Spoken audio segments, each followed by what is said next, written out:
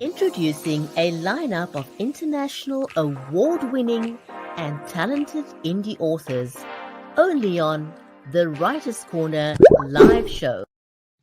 And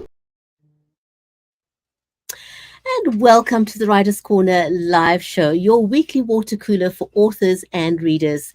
Join us for 30 minutes of insightful conversation with some of the biggest names in the industry. We feature award-winning authors, New York Times and USA Today bestsellers, and even international indie sensations. Our amazing guest for today is none other than Jennifer Ann Gordon. Don't go away. We will be right back. Imagine a world where the lines of reality blur with the fantastical. Embark on journeys from humble beginnings to the pinnacles of literary greatness. On the Writers' Corner, we delve into the lives of unique wordsmiths, known for their compelling storytelling. They are artisans who craft fantastical realms, etched in our memory long after the final page is turned. Every tale begins with a single word, a single idea. Authors create sensations that keep you on the edge of your seat. Witness how they transform setbacks into stepping stones, use refusals to spark growth, and turn rejections into catalysts for new inspiration. Witness the diversity in writing as it gives birth to a vast array of genres, from drama to mystery to children's stories, fantasy, and reality. Join us as we uncover sources of inspiration and the magic that defines the author's craft. Find out how authors breathe life into their characters and meticulously craft narratives and plots that captivate readers. Get a sneak peek into upcoming works and join us as we celebrate literary greatness only on the Writers' Corner. We don't just celebrate best-selling Amazon and New York Times authors, but also indie authors. Join us on the journey from the birth of a tale to the creation of a masterpiece, only on the Writers' Corner live show. Stay tuned. If you're just joining us, then welcome. You are watching the Writers' Corner live show. And if you're not yet following us on our social media channels, please do so, because then you'll get notified next time we go live. If you haven't met me yet, I'm Bridgetti Lim Banda from Cape Town in South Africa. And in today's show, we're going to be talking to the amazing Jennifer Ann Gordon. Our live stream is made possible by Creative Edge, StreamYard, and BeLive Media, with huge gratitude to BSN, your all-in-one entertainment revolution, for making it possible for our show to be on Roku, Amazon Fire, Google TV, and very soon also Apple TV. So do join BSN for a world of boundless creativity. And with that, a special warm welcome to you, our viewers, and also our listeners. Before we introduce you to our amazing guest today, Jennifer Ann Gordon, first let me say hello to my friend and co-host, Mary Elizabeth Jackson. Mary is also a passionate author and a certified special needs and disabilities advocate who's committed to amplifying underrepresented voices. Mary is also a speaker, educator, ghostwriter, and songwriter. Mary, how are you today? I'm wonderful, Bridgetti. Thank you for the introduction as always. And we love what we could do.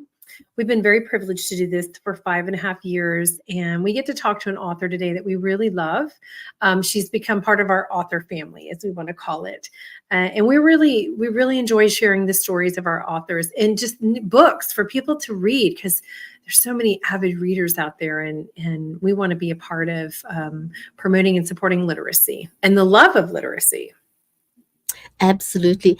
Jennifer really is a special guest on our show. So for those of you who've not yet met Jennifer Ann Gordon, she is an award-winning author known for her captivating blend of horror, grief, and trauma in storytelling. Winner of the Kindle Award for Best Horror Suspense for her novel Beautiful, Frightening, and Silent, and also the Helicon Award for Best Horror for Pretty Ugly, Jennifer's works delve deep into the human psyche. She's also a prominent host of the Vox Vomitus podcast and a member of esteemed writing organizations such as the Mystery Writers of America and the Horror Writers Association. So let's give Jennifer a warm welcome to the show, shall we? Yes.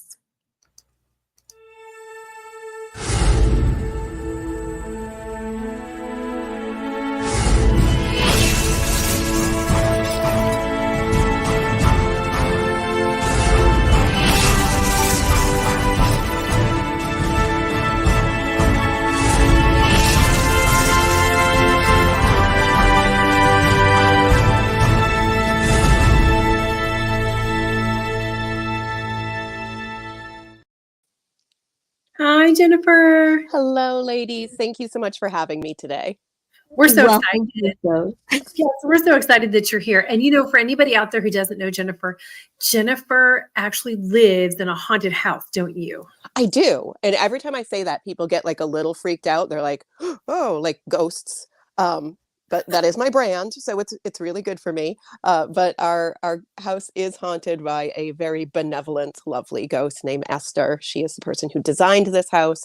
She was also a creative. She was a photographer many, many years ago. She was a poet. And yeah, sometimes I hear her pacing above me when I'm working. I love it. Oh my goodness. Your house has a story. Not everyone lives in a house with such a storyline.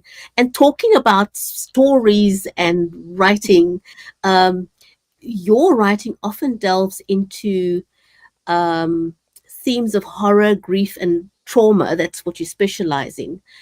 How do you navigate the emotional intensity of these subjects while crafting a compelling narrative? That's a great question. I always try to approach tough subjects, grief, trauma, PTSD, kind of like going through a back door to get there, which is why I think I don't necessarily just write memoir and creative nonfiction, because to me, I think it's easier to approach something in the guise of a ghost story. Like, is it a ghost? Is it mental illness? Is it memory?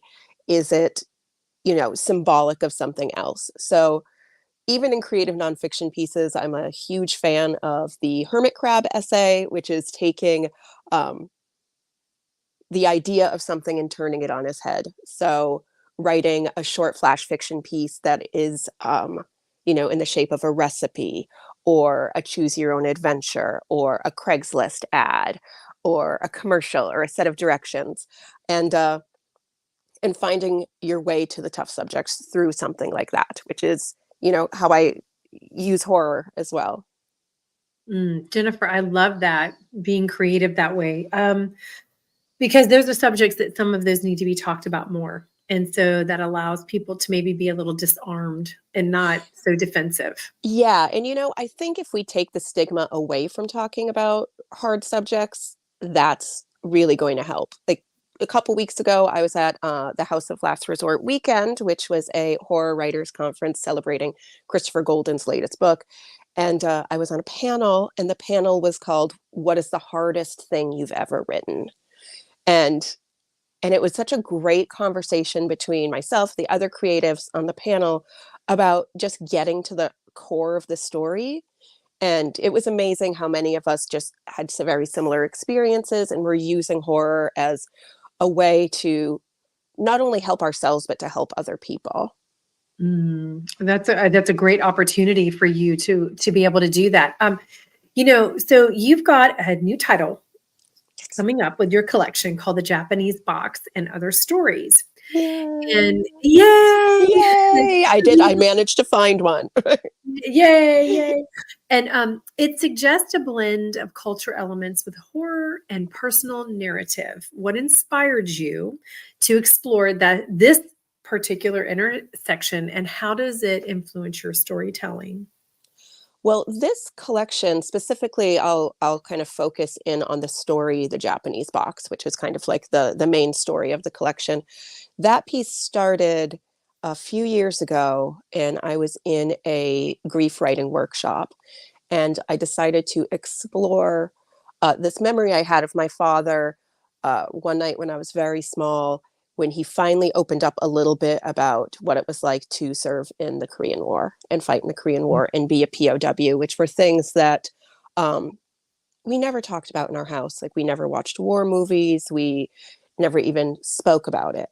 So for him one night to sort of open up to me, it became kind of one of my core memories of my father, of my childhood.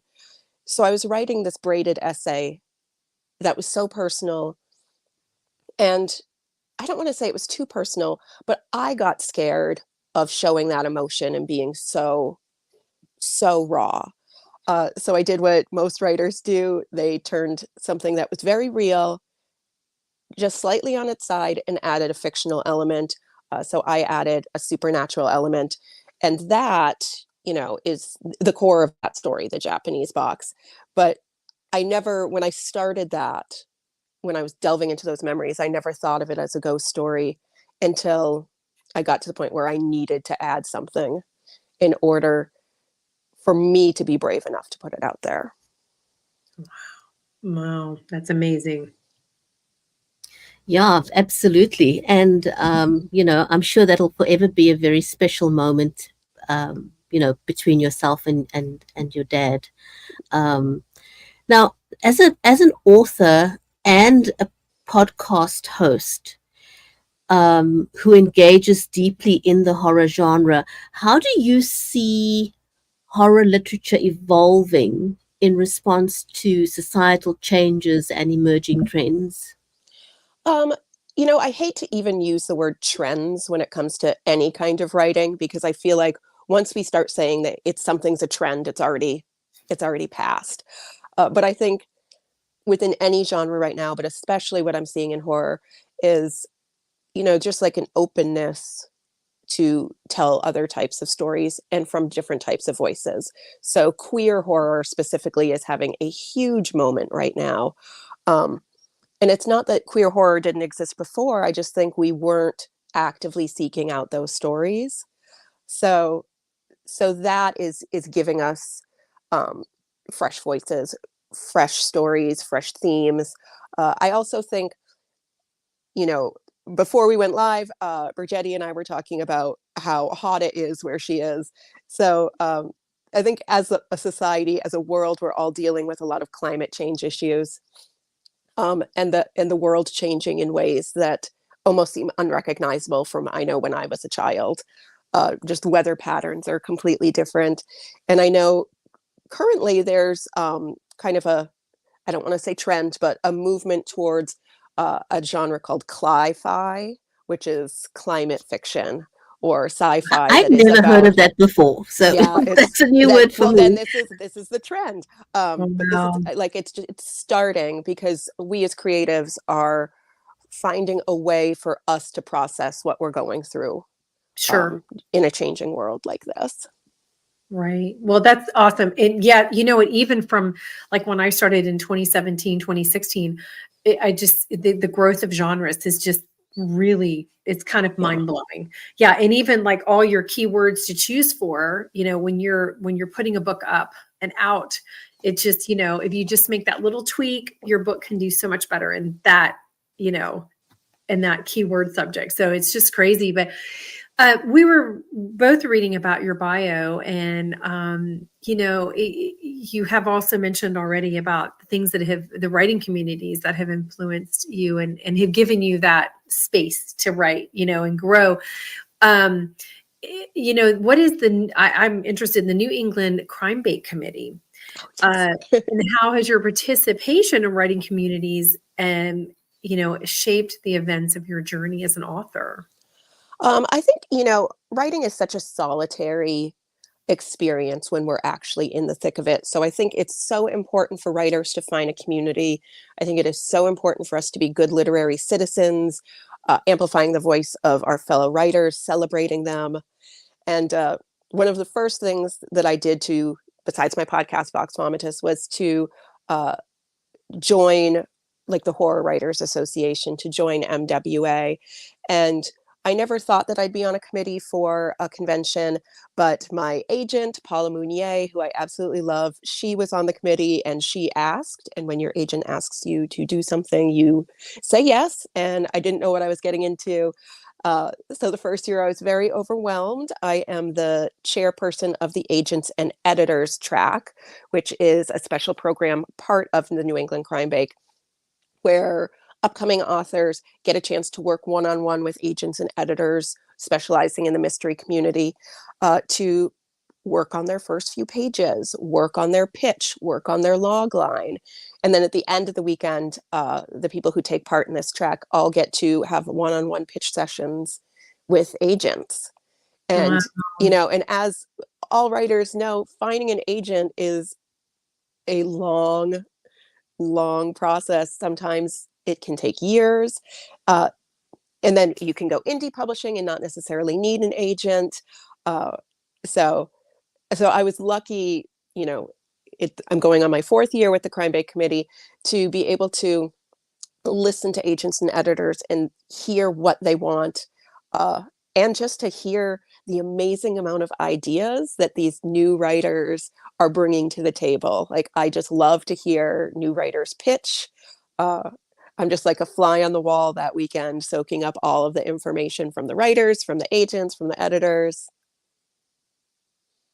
And it's fun, and you get to meet a lot of amazing people who are at different points in their career, which I know you two probably feel the same way. Like, this is one of the reasons why we do our podcasts and our interviews, because we get to talk to brand new writers. We get to talk to the New York Times bestselling authors and hear everybody's experiences. And then when we like narrow it all down, we're all having the same experiences. We're all having imposter syndrome.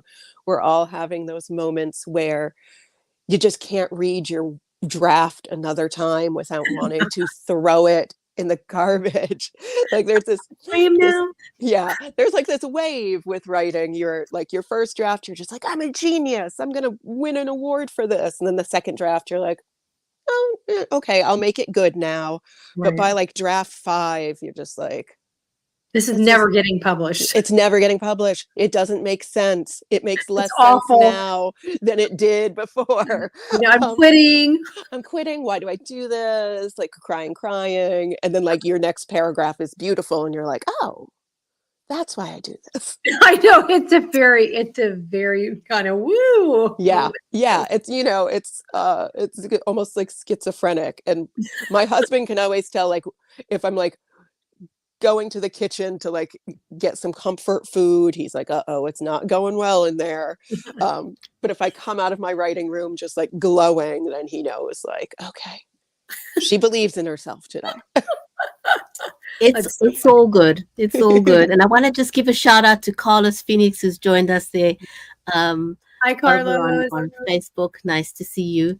So Jennifer, your essay contributions on grief and trauma, how does the process of writing personal essays differ from crafting fictional narratives? And are you hoping your readers would have a takeaway from your nonfiction work? I think people who, are used to my essays or have read several of them, they can definitely see a crossover between my fiction and my creative nonfiction. But how I approach them differently, honestly, if I'm writing like a personal essay, I try very hard to do it in just like short little chunks of time. I love like flash creative nonfiction under 1,000 words. So I use a lot of like writing bursts when I do personal essays. So I'll set the timer on my phone for 14 minutes, and whatever comes out in those 14 minutes, that's what I'm working with. And I try not to read back what I'm typing. I use a free writer. I use an old Neo 2. So I can't really see what I'm writing. I can just see the line I'm typing. And it helps me to stay in the moment.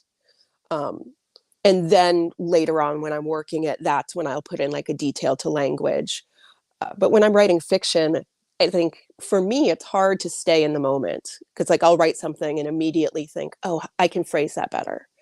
Or so sometimes I just want to like tape paper in front of my computer screen so I don't see it at all. So I can just be there in the moment. Yeah, not be so judgmental, right? Yeah, I know. There's plenty of people in the publishing industry and the reading community and the writing community that will judge you. We don't need to be judging ourselves. Absolutely. Absolutely. Okay. So I should have asked you the pronunciation of this ahead of time. So in simulacrum, is that right? I say simulacrum. I've heard people say simulacrum. Oh, I can see that. Yes. Yeah. Okay. Well, you explore the darker aspects of human nature through the lens of college life and sociopathy. What draws you to examine the complexities of human behavior, particularly in unsettling contexts? And I've wondered this question. I don't think we've asked you that before. No, I don't think you have, and that's a really good question. I always go back to like how I was raised. I am an only child. There's a lot of mental illness in my family. So I spent many summers, my mom's sister would come and stay with us, and she had schizophrenia. And so for, 8 weeks out of every year, my Aunt Diane would be living with us, and she was lovely. And she used to always tell me that she wasn't crazy. She was just haunted. And I think as a child, I was just like, What? That's amazing.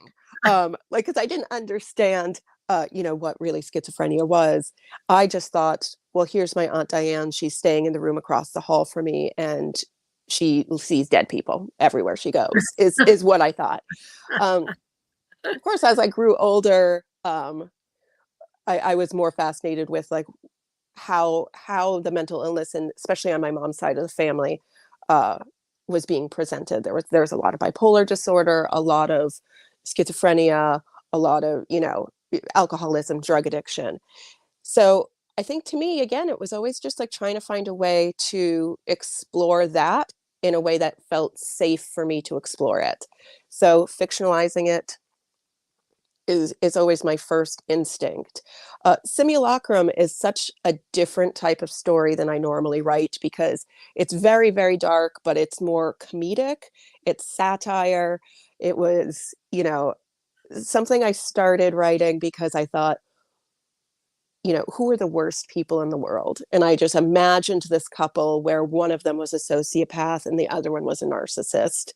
And the lack of actual caring about each other, the complete lack of care for each other, and what that would mean if they were in a toxic relationship. And I have to say, I had so much fun writing the most awful dialogue and the most awful internal thoughts.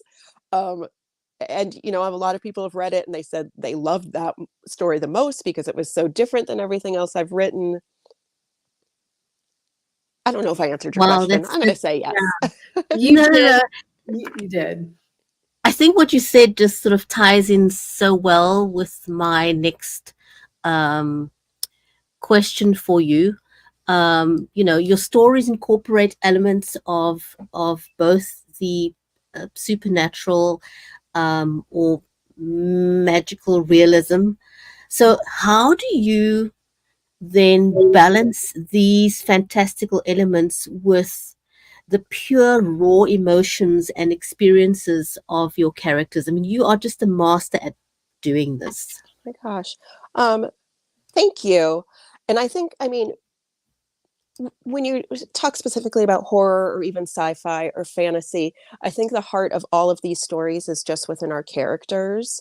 So if the characters are truly believing something is happening either to them or in the world, whether that be a ghost, a werewolf, a haunted island, shadows that come to life. If your character believes that it's true, then it is true. So I don't feel like it's blending anything or having to work around it, because, I just feel like every fictional piece I write is true to the characters. It's true to them. It's not fiction to them. So, I have a short story in the collection House of Haunts called Inez, which is about a sentient mannequin. And that might seem very strange, but it is in fact based on a mannequin I inherited from a friend of mine who took his own life. So there is always a reality in everything. Wow.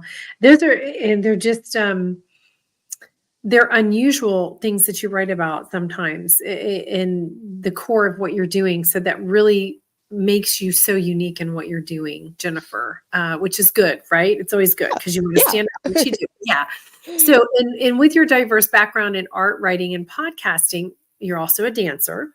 Yes, that is my day job. Yes. How do you find synergy between different creative mediums? And do you see yourself exploring new forms of storytelling in the future? And I'm going to go ahead and say yes on the last one because we know you. So Yeah. Yeah, of course. You know, I used to, for many years, I made my living doing mixed media collage work. And I really thought of every piece I ever did was a story. It was a story I wasn't brave enough to tell in words. But I remember people would always talk about the titles of my pieces being so poetic and so amazing. And part of me was like, thank you so much. Because most of the titles came from lines of poetry I had written, but was too scared to show anybody. So just hearing words like, oh my gosh, I would have bought whatever that painting looked like just based on the title alone, made me start thinking there was probably value to my words. And dancing, I do ballroom dance, and I do like contact improvisation with my husband and my dance partner, and I feel like every dance is also a story that I'm telling, if it's if it's done right, if we're not just going through the motions. Yeah, I'm just thinking about you are the full embodiment of a creative human being, and it's really beautiful. Well, when you go to school for theater, you have to realize you're like, oh, how am I going to make money? Yeah. I can't do math or science. Oh my goodness. Jennifer, you've got your book with you there, right? Yes. So I want to ask you to just hold it up and tell us a little bit about that cover. So this cover is a painting done by the incredible cover artist and just artist in general. His name is Don Noble. He works for Rooster Republic Press. And I'll be honest, I saw this cover way before I wrote the Japanese box. And it was one of those covers that I just saw and I immediately bought it just because it spoke to me. This, like, I don't know how well you can really see it. It's a woman kind of underwater, but she doesn't have a face. Okay. And it was so inspiring to me, just this image. I loved it so much, and I didn't want anybody else in the world to have it. So I bought it, and it just sat on my computer in a folder of pre-made covers that I've purchased over the years. And yeah, I didn't really think about this going into being the cover for the Japanese box, because I didn't know if the Japanese box was ever really going to see the light of day.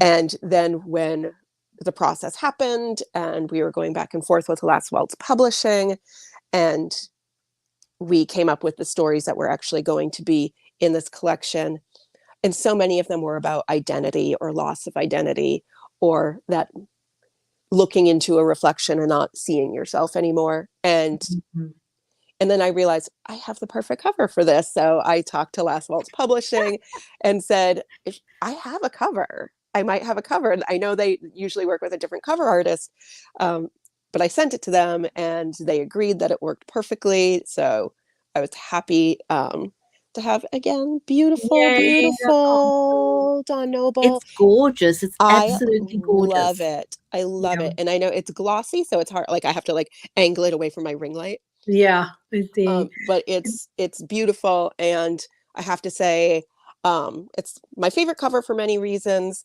Also because it has a quote from the incredible Josh Malerman, the New York Times best-selling author of Bird Box and Daphne. He is one of my favorite authors, and he's a very sweet person, and he agreed to read this book and blurb it. So I have a great quote for him on the cover. So everything about this book is just like my dream come true. Oh my gosh, we're so excited for you. And that's just beautiful to see your creativity come to fruition. I mean, there's just nothing like it in the whole world. I know, it's why we do it. Absolutely gorgeous. Jennifer, I could talk to you for another hour. I still have a gazillion questions, but unfortunately we have to say yes, you will be back. We know that. We have to have you back. Thank you both so much. Yeah, it was a great way to spend the later part of my morning. Okay. It's an absolute pleasure. And Patty's asking, how does she find you? The easiest place to find me is on my website, which is jenniferannegordon.com. And that's Ann with an E. It's probably scrolling underneath. And that has links to all of my books. It has links to my Amazon, Barnes & Noble, indie bookstore, you name it. It's easy to find me there. And the social media that I'm actually active on is on there as well, which is Facebook and Instagram are my two big ones. Okay, awesome. Jennifer, huge big thank you, and a thank you to our audience for today. It was great having you watching the show. Remember to write good stuff and be inspired, one conversation at a time. You're watching the Writers' Corner live show brought to you by BSN, your all-in-one entertainment revolution, as seen on Roku, Amazon Fire, Google TV, and Apple TV. Until next time, goodbye for now.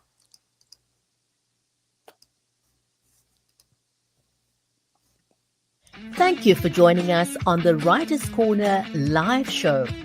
30 minutes of insightful author conversations with some of the biggest names in the industry, including award-winning authors and international indie sensations.